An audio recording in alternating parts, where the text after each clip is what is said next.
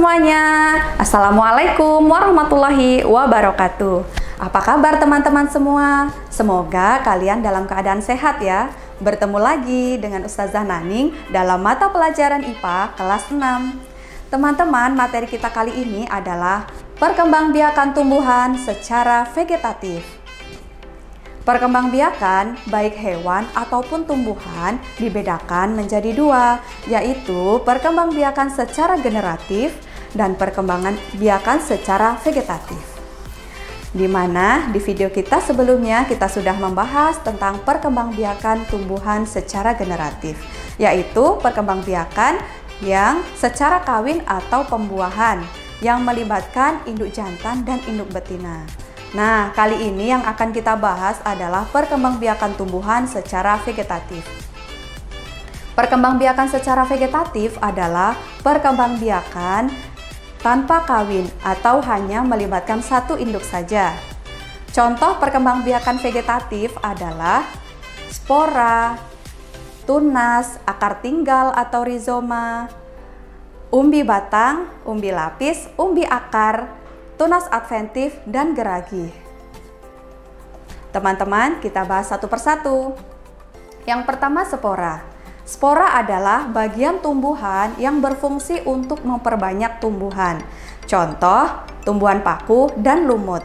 Perhatikan gambar tumbuhan paku berikut ini.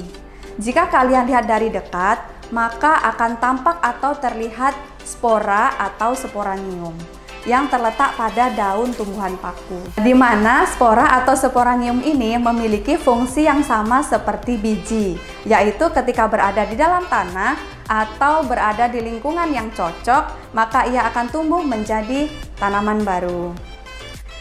Selanjutnya yang kedua, tunas.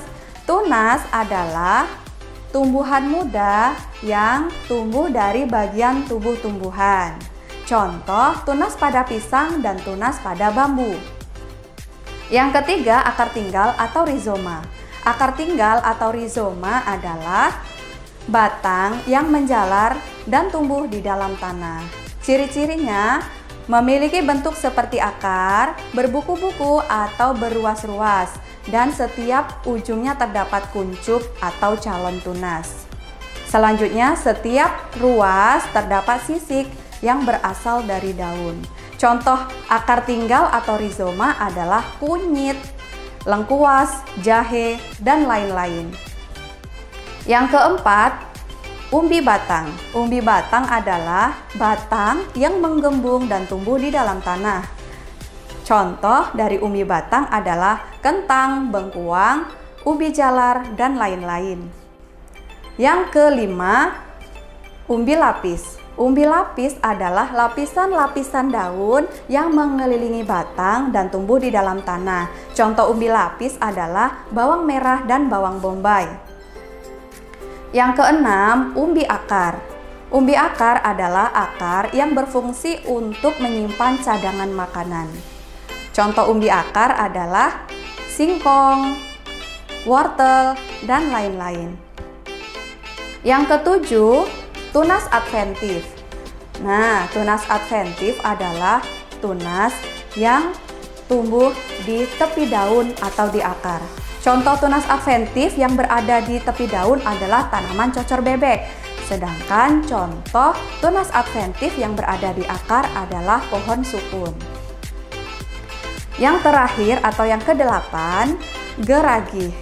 Geragi adalah batang yang menjalar dan terdapat di dalam atau di atas permukaan tanah. Contoh geragi adalah tanaman stroberi dan rumput teki. Selanjutnya, perkembangbiakan tumbuhan secara vegetatif buatan. Perkembangbiakan secara vegetatif buatan adalah perkembangbiakan campur tangan manusia. Contoh, mencangkok, setek, menyambung, menempel, dan merunduk. Teman-teman, kita bahas satu persatu ya. Yang pertama, mencangkok. Mencangkok adalah cara perkembangbiakan tumbuhan dengan mengusahakan akar tumbuh sebelum ditanam, dengan tujuan supaya menghasilkan individu baru yang unggul dan cepat berbuah serta memiliki sifat yang sama dengan induknya. Contoh tanaman yang bisa dicangkok adalah batang nangka, batang jambu, batang alpukat, dan lain-lain. Selanjutnya yang kedua, stek. Stek adalah cara perkembangbiakan tumbuhan dengan memotong bagian batang lalu menanamnya ke dalam tanah. Sangat mudah bukan? Contoh tumbuhan yang bisa dikembangbiakan dengan stek adalah pohon singkong, pohon tebu, dan lain-lain. Selanjutnya yang ketiga, menyambung. Menyambung adalah cara perkembangbiakan tumbuhan dengan menggabungkan dua sifat individu yang berbeda. Yaitu misalnya, bagian bawah batang memiliki sifat akar dan batang yang kokoh. Bagian atas batang memiliki sifat buah yang manis. Jika digabungkan maka akan menghasilkan individu baru yang memiliki batang dan akar yang kokoh serta buah yang manis. Nah, menyambung ini teman-teman bisa dilakukan, selain dilakukan pada buah, bisa juga dilakukan di bunga. Contohnya bunga mawar.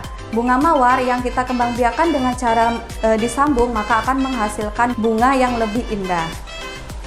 Selanjutnya yang keempat, menempel. Menempel atau mengenten adalah cara perkembangbiakan tumbuhan dengan menempelkan mata tunas ke suatu batang tanaman yang sejenis. Tujuannya sama, hampir sama dengan menyambung, yaitu untuk mendapatkan individu baru yang unggul. Contoh tanaman yang bisa ditempel adalah bunga mawar dan lain-lain.